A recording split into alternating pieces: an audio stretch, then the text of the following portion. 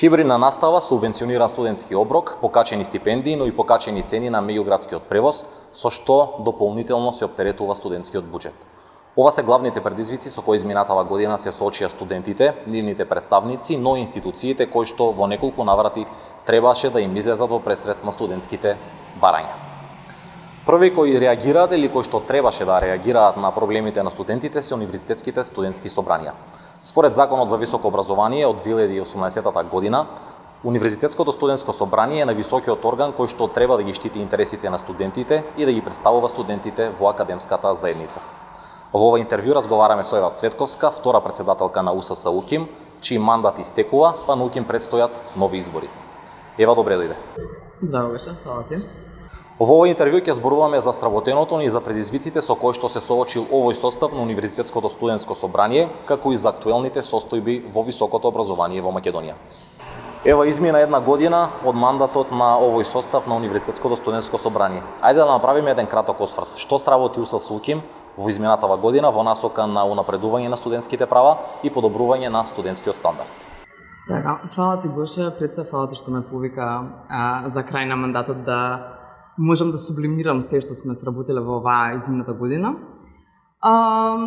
Што сработивме? Па би ги издвоила оние главни моменти за кои што се залагавме уште од самиот почеток и во мојата кандидатура беа напишани, нели? Па се надевам дека ги исполнив. Најпрво, кога започнав непол месец дена откако бев избрана за председателка на Универзитетското студентско собрание, организиравме јавна дискусија за измени во Законот за субвенциониран студентски оброк, кој што исто така беше донесен по наше барање, но сепак со оглед на ситуацијата на пандемијата и неспремноста на институциите во дадениот момент да го испорачаат она кое што законот го наложува, организиравме јавна дебата за како студентите би сакале да се измени законот и да важи во академската 2021-2022 година. Согласно расположението на студентите, поднесовме барање до законодавниот дом да се законот да се измени на начин што парите наменети за студентски субвенциониран оброк нема да се сливаат по 120 денари дневно, кои што би можеле да бидат трошени исклучиво на храна, туку студентите ќе може да ги добиваат на почетокот на секој месец и да ги трошат како што сакаат. Понатаму организиравме 5 студентски научни конференции кои што е во насока на подигање на науката и на научно-истражувачката дејност помеѓу студентите, каде што студентите можеа да аплицираат со своји научни трудови и за волја на вистината и вториот, бидејќи ова е втора генерација на студентски научни конференции, овој пат ги одржавме претежно во живо и помина прилично убаво. Понатаму, главните две точки од мојата кандидатура, уште кога се кандидирав, беа подобрување на образовната инфраструктура, односно просторот во кој што студентите можат да учат, да се образуваат и културно да се издигаат. Па објавивме 2 конкурси до студентите од архитектонскиот факултет, едниот за изградба на студентски културен центар, односно нашето собрание донесе одлука за пренаменување на нашите канцеларии, во кои што моментално се наоѓаме и го снимаме ова интервју, кои што се прилично големи и зад себе носат една историја на нелегитимни студентски представници, интервенции од ЕБР, киднапирање и така натака уште од времето на студентските парламенти, односно точката од каде што студентската борба всушност и почна, па дојдовме ние. Така што ние одлучивме просториите кои што го носат тоа минато за себе да ги измениме по вкусот на студентите, односно да ги прашаме студентите од архитектура да изработат едно архитектонско идејно решение и да го направиме овој простор за сите студенти на УКИМ, каде што ќе може да дојдат преку ден да читат, да учат, да одржуваат конференции, едукација и така натака, додека во вечерниот дел да одржуваат културни настани од типот на изложби уметнички, представи, свирки, диџеј сетови и така натака. Вториот конкурс кој што го објавивме исто така за подобрување на инфраструктурата беше за реновирање на читалната на техничкиот кампус, кој што е моментално единствен кој што нема доволно капацитетна читална за да го издржи бројот на студенти кои што студираат на техничките факултети.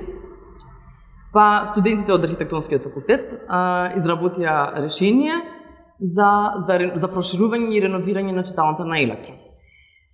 За жал, тој проект зависеше од средства од МОН кои што требаше да инвестира за да се изреализира, но не ги добивме оваа година со оглед на кризата во Украина која што не дозволува да се инвестираат средства во реновирање и во мебел, додека студентскиот културен центар кој што се финансира од самите средства на УСС е моментално во израдба и ќе биде готов до септември, односно до почетокот на идната академска година. Понатаму, нашето барање за покачување на студентските стипендии беше прифатено со тоа што стипендиите беа дуплирани и воведени се нови стипендии за втори, трети цикл студии и понатака по дојава од неколку студенти и организација која што се залага за заштита на студентите односно за студенти од еднородителски семејства, дознавме дека укинато е правото, односно поволноста на студентите од еднородителско семејство да плаќаат пола партиципација. Веднаш реагиравме, го поднесовме барањето до УКИМ за во моментот, односно на идната ректорска управа да се изгласа дека ова права на овие студенти им се враќа. Моментално од страна на Државното студентско собрание го поднесовме ова барање исто така и до владата за да може да важи на сите универзитети, не само на УКИМ, но тоа барање не е се уште во чекање, но сепак успеавме барем на УКИМ да го вратиме правото на студентите со самохран родител да плаќаат пола партиципација. Изминатава година, поради предизвиците со кои што се соочија студентите, упативте неколку барања до државните институции, воглавно до владата и до Министерството за образование и наука, кои што се најповикани во случајов, меѓутоа и до град Скопје и до Министерството за транспорт и врски. Колку би рекла дека државните институции, но меѓутоа и управата на универзитетот има или имаат слух за барањата на студентите? Така, искрено реакцијата варира од институција до институција. На некои барања наидовме на поддршка веднаш, на некои барања малку нели се заглавивме во институционалните лабиринти за да дознаеме всушност до кого треба да го поднесеме барањето, затоа што е тешко интуитивно да дознаеш всушност до кого се упатува едно барање, а некои барања се уште и не ни се прифатени, па оставаме на идните генерации да ги изреализираат. Од управата на УКИМ за поголемите барања за кои што се потребни години да се променат, немавме некаква децидна реакција, но сепак за некои останати барања како поддршка и олеснување на нашата работа, затоа што сепак станува збор за една огромна институција која што е опколена со правила и регулации, закони и така натака. Управата ни помогна да се снајдеме, да си ги реализираме нашите барања, еве конкретно барањето за враќање на правото на студентите со самохрани родители да може да плаќаат пола партиципација беше веднаш прифатено. Поддршка околу изградба на студентскиот културен центар исто така наидовме. Така што генерално јас не би се пожалела премногу од расположението на УКИМ да ни помогне во нашите барања кога станува збор за некои моментални. Понатака од МОН исто така ситуацијата варира од момент до момент. Живееме во едно непредвидливо политичко време каде што министри се менуваат и така натака, така што двете главни барања кои што ги имавме поднесено на почетокот, а тоа е законот за субвенциониран студентски оброк и покачување на стипендиите, ни беа прифатени. Сега начинот на кој што беа прифатени е дискутабилен, но сепак е еден огромен чекор напред за студентскиот стандард. Така што варира е мојот одговор. Од годинава студентскиот буџет е збогатен со уште една нова мерка, како што спомена и ти, тоа е субвенционираниот студентски оброк. Односно, секој студент согласно оваа мерка месечно во просек добива по 2400 денари, средства наменети за купување на еден здрав оброк во текот на денот. Дали колку би рекла дека овие средства се доволни за таа намена, особено сега во период на зголемена инфлација и цени на производите? Така, види 120 денари дневно за еден оброк во моменталните услови во кои што живееме се многу малку, особено ако институциите сакаат да не поттикнат да купиме здрав оброк. А со оглед на тоа дека една салата е минимум 250 до 300 денари, со 120 денари можеме да се купиме едно лиснато кое што не е според стандардите не е толку здрава. Така што дефинитивно се надевам дека идните генерации ќе се борат за покачување на овој буџет. МОН ги покачи стипендиите, па од оваа година покачени стипендии добиваат само дел од студентите, односно оние студенти кои што аплицирале прв пат. Овие наметнати услови предизвика реакции кај студентите, а дополнително и Комисијата за спречување и заштита од дискриминација утврди индиректна дискриминација. Кој е ставот на УКИМ по ова прашање за покачените стипендии и дали нешто ќе се преземе за да стипендиите веќе од престојната академска година бидат изедначени за сите студенти подеднакво? Така, ние во моментот кога дознавме всушност за тоа што формулацијата на најавата беше напишана на начин кој што не можеш веднаш да дознаеш дека станува збор за стипендии кои што важат само за новата квота на студенти кои што ќе аплицираат. И веднаш кога дознавме, ние поднесовме барање за опфаќање на сите студенти во оваа мерка, но за жал во дадениот момент буџетот беше тој и немаше време за итен ребаланс на буџетот како би можело да бидат опфатени. Така што ние поднесовме барање за предвидување на доволно средства во буџетот за идната година да бидат опфатени сите студенти. Сега со оглед на тоа што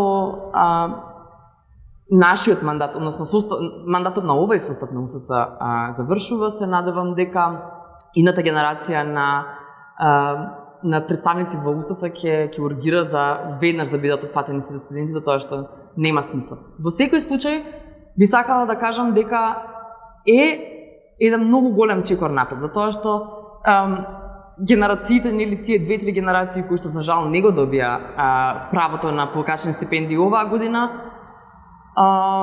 ќе изминат и секоја идна генерација ќе продолжи да ги има дуплираните стипендии, така што барем нешто останува во аманетот од она за кое што ние се залагавме. Со растот на цените на горивата, постојано се зголемуваат и цените на билетите за меѓуградски превоз, што пак носи дополнителни трошоци за студентите. Се барали некакво решение за овој проблем?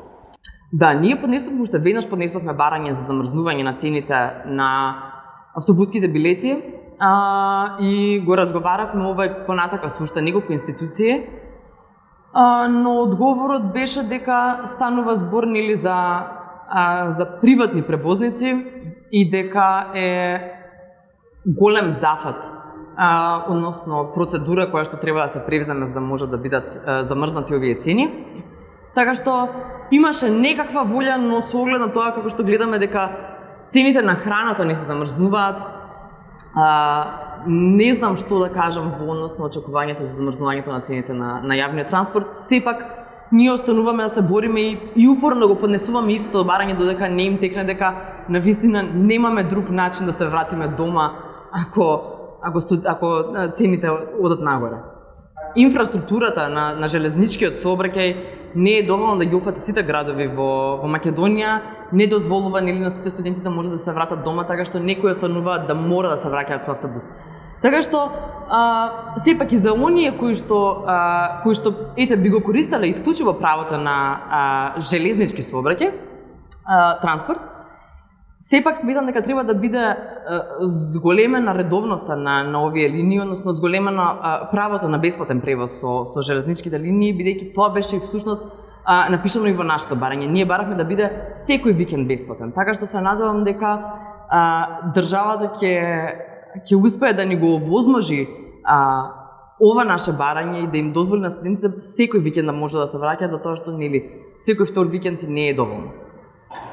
Белата палата да се пренамени во студентски дом беше барањето на УСС УКИМ по одлуката на судот да го конфискува луксузното седиште на партијата ВМРО ДПМН. По ова барање произлегува реакции и обвинување дека УСС УКИМ работи во корист на владеачката партија, бидејќи слично барање упати и членот на СДСМ и директор на Државниот студентски дом Скопје Виктор Велевски. Од каде произлезе идејата за ова барање од страна на УСС УКИМ? Да, искрено тоа беше на таква трагична коинциденција и ние го зборувавме ова уште од многу порано, уште далеку пред мојот мандат, всушност за тоа што нели наративот кој што владее помеѓу студентите е на линија дека на нас треба да ни припаѓаат сите луксузи во кои што политичарите уживаат. И многу уште од порано, уште од како што кажав, претходниот мандат се зборуваше можеби во линии на цинизам дека во моментот кога ќе им биде конфискуван, ние треба да отидеме таму и ние да спиеме и да уживаме во просторот каде што они уживале. Така што во моментот кога ние го видовме ова и прочитавме неколку коментари искрено на Facebook и во круговите, мислам помеѓу делегатите на УСС, се зборуваше дека треба да реагираме брзо, за да бидеме првите кои што ќе излеземе со барање кој што ќе биде насочено некако и кон двете доминантни политички партии кои што која и да дојде на власт се зафркава со студентите. Така што ние се надевавме на реакција на поддршка од моменталната власт и на поддршка всушност и од опозицијата дека ете она кое што им е земено тие доброволно го даваат во полза на студентите. И бевме прилично, искрено, стварно, никој не беше запознаен со ситуацијата дека и од СДММ го имаат поднесено ова барање. И наредниот ден кога се разбудивме, ги видовме сите лавина од коментари на Facebook и свативме што се случува. Искрено, како што кажав, беше една трагична коинциденција, но не продолживме да се објаснуваме затоа што ќе испаднеше само како вадење, така што тоа е тоа. На крајот на денот нашиот став е дека која и да е партија на власт, ако поднесува нешто кое што на нас ни иде во прилог, ние ќе го поддржиме тоа и очекуваме поддршка за нашите барања, затоа што едноставно ситуацијата, политичката ситуација во која што живееме е таква на начин кој што мора да балансираш и да играш и со сите партии кои што се на власт. Оние кои што не знаат, кои што ме знаат мене, кои што ги знаат делегатите во УСС, знаат дека ние не сме партиски определени. И дури и да има некои делегати кои што се партиски определени, никогаш не истапуваат на начин каде што бранат партиски интереси, туку исклучиво студентски интерес. Какво е твоето мислење за состојбата со сместувањето и исхраната во студентските домови? Дали би рекла дека состојбата од година во година се подобрува? Па искрено да. И тоа прилично ме радува. До сега имавме многу окей комуникација со студентските домови. Моментално од ова лето ќе почне да се реновира Кузман и студентскиот дом Стив Наумов во Автокоманда. Во поглед на храната имаме поднесено неколку анкети до студентите и реакцијата и одговорите секогаш се диаметрално различни. Или има одговори дека храната е одлична и дека е прекрасна, или има одговори дека храната е лоша. Така што искрено, бидејќи не живеам во студентски дом, не би можела да ја откликам во зборови реалната ситуација, но сепак фактот дека навистина почнуваат да се реновираат студентските домови е еден голем чекор напред кон обезбедување на подобри услови за студентите. На тема дигитализација, постојано слушаме за потребата од нејзино воведување, но истовремено слушаме и за скромниот универзитетски буџет кој што очигледно не може да ја издржи. Има ли некаква најава за воведување на дигитализација на најголемиот универзитет во земјава? Така, види, дигитализацијата се движи во две насоки. Едната е дигитализација на образовниот процес, што подразбира материјали и комуникација со професорите на еден поорганизиран начин, електронски, следење на предавања, снимање на предавања и така натака. А од друга страна е административното работење кое што навистина треба да се дигитализира, затоа што живееме во 2021 и стварно нема смисла да пријавувам испити електронски и физички. Од една страна, за првото, односно за дигитализацијата на образовниот процес, се донесе, се воспостави iLearn системот, кој што е дигитализирање кој што го дигитализира образовниот процес на науки. Така што, во таа насока се движат окей работите, но во насока на дигитализирање на административното работење, за жал, нема апсолутно никаков одговор и се надевам дека управата на УКИМ ќе го свати ова барање сериозно, затоа што, треба да влеземе во 2022. Фактички. Дел од залагањата на почетокот на твојот мандат беше и единствениот трошовник за сите студенти, а потоа најавата беше дека ќе се залагате да државата ги преземе овие обврски. Колку е остварливо ова? Делот за државата да го превземе овој долг, оваа уврска, финансиски товар на студентите, е прилично изводливо во едни идеални услови, но за жал неажурноста и бавноста на институциите препоставувам дека би требало време да се изреализира ова барање. Ние на неколку наврати го имаме поднесено ова, го поднесовме односно го напишавме во декларацијата за млади и образование, на која што ја подпиша 6 политички партии и Министерство за образование и наука. Понатака јас во барањата кои што ги поднесував до МОН постојано го наведувам ова, но искрено тоа е еден голем проект кој што би требал, препоставувам, години за да достигне на крајна реализација. А во поглед на трошковникот на ниво на УКИМ, колку што знам, односно известена сум дека е изготвен, но процедурата за да биде изгласан мора да помине на сите 23 факултети прво и на сите институти, за да може да биде ставен на гласање на УКИМ. Тоа е исто така една долга процедура. Јас притискав и постојано ги замарав за ајде да биде побрзо, но за жал во овој мандат нема да видиме реализација, но позитивно е дека, како што знам, е при крај и изготвен, дека ќе биде ставен на гласање на ниво на факултети. Последната академска година Скопје добива студентски културен центар. Ова ќе биде простор каде што студентите ќе работат, ќе се дружат и ќе се забавуваат. Како ќе функционира овој простор и кога може да се очекува негово отворање? Ова ми е најсветлата точка искрено од мојот мандат и причината зашто воопшто се кандидирав да бидам председателка на УСС УКИМ. Просторот ќе функционира на начин што преку ден ќе биде слободен за студентите да доаѓаат, да пијат кафе, да се дружат, да читаат, да работат на проекти заедно. Понатака, доколку има пример потреба од организирање на некаква студентска конференција или едукација или дискусија и дебата на некои релевантни теми, просторот ќе биде слободен за било кој студент да може да дојде и да ги организира овие ивенти. Додека во вечерниот дел ќе има културна програма, просторот ќе биде опремен на начин што ќе овозможи да се организираат свирки, забави, диџеј сетови, имаме паноа за изложби на уметнички дела, ќе биде приспособен и за одржување на представи или на проекции на филмови и така натака. Така што се надевам дека студентите ќе го искористат овој простор. Моментално има оформено тим на студенти кои што ќе бидат координатори на целото место, кои што ќе осмислуваат програмата на студентскиот културен центар, кој што се содржи претежно од студенти од уметничките факултети, затоа што нели они најдобро знаат.